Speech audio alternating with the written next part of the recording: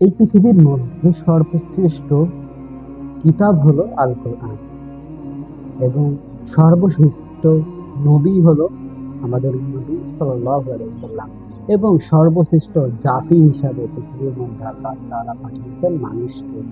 এবং সেই মানুষদের মধ্যে আমরা হলো সব থেকে ভাগ্যবান মানুষ। এখন প্রশ্ন আসতে পারে যে আপনি কেমন করে বলছেন যে আমরা সর্বশ্রেষ্ঠ? সূরাতুল ৩-এর মধ্যে আল্লাহ তাআলা বলেছেন, লাকদ খলাকনাল ইনসানা ফি আহসানি তাকওয়িম। আমি পৃথিবীর মধ্যে যত প্রাণী পাঠিয়েছি সব প্রাণীর থেকে সর্বশ্রেষ্ঠ গঠনে আমি মানুষকে সৃষ্টি করেছি। দেখুন আমরা কত সৌভাগ্যবান, আমরা সর্বশ্রেষ্ঠ মানুষ হিসাবে পৃথিবীর মধ্যে এসেছি এবং আমরা সর্বশ্রেষ্ঠ নবী পেয়েছি এবং সর্বশ্রেষ্ঠ কিতাব আল কোরআন পেয়েছি। তো আমাদের থেকে ভাগ্যবান আর কে আছে? কিন্তু আমরাই সব থেকে বড় নাফরমান। তো আমরা পৃথিবীর মধ্যে কেন এসেছি? আল্লাহ তাআলার ইবাদত করার জন্য।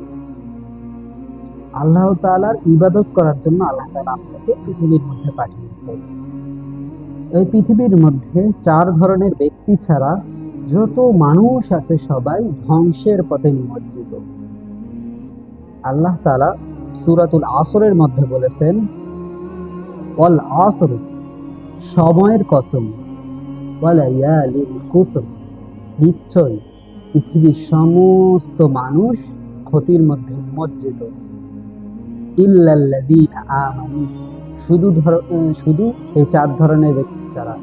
এক হলো যে ঈমান এনেছে, ইল্লাল্লাযীনা আমানু ওয়া আমিলুস সলিহাত, এবং আমলে সলেহ করেছে।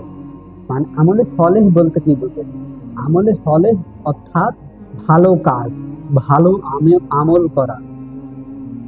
আমিলুস সলিহাত ওয়া তাওয়াসাউ বিল হক, এবং হকের পথে চলা।